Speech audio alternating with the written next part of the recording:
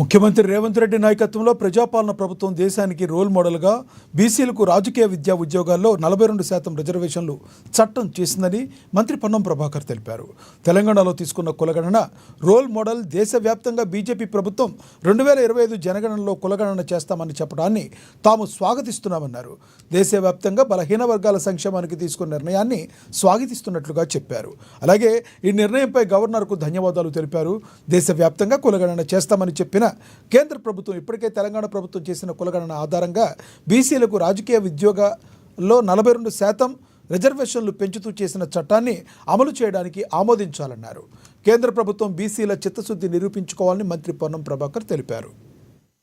8వ తేదీ నాడు మాననీయ గవర్నర్ గారు ఆమోదించి రాష్ట్రపతి గారికి పంపడానికి తెలంగాణ ప్రదేశ్ కాంగ్రెస్ అధ్యక్షులు మహేష్ కుమార్ గౌడ్ గారి నాయకత్వంలో బలైన వర్గాల ప్రజాప్రతినిధులు అందరం ఈరోజు గౌరవ గవర్నర్ గారు కలిసి ధన్యవాదాలు చెప్పినాం.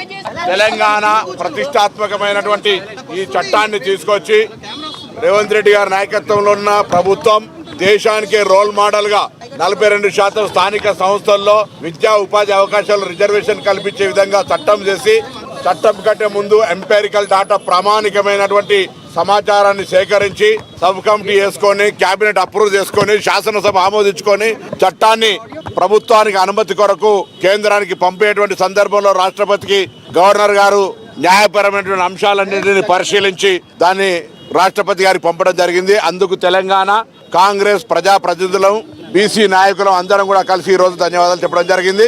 తప్పకుండా తెలంగాణ తీసుకున్నటువంటి రోల్ మోడల్ ఏ కుల గణన సర్వే అయితే జరిగిందో అది ఈరోజు దేశవ్యాప్తంగా భారతీయ జనతా పార్టీ కూడా 2025 క్యాస్ట్ సెన్సెస్ లో ఈ యొక్క కులాల సమాచారాన్ని కూడా తీసుకుంటామని చెప్పడాన్ని స్వాగతిస్తూ తప్పకుండా తెలంగాణ రోల్ మోడల్. దీని మీద ఎవరైనా విమర్శ చేస్తున్నటువంటి వాళ్ళు ఆత్మవిమర్శ చేసుకోవాలి.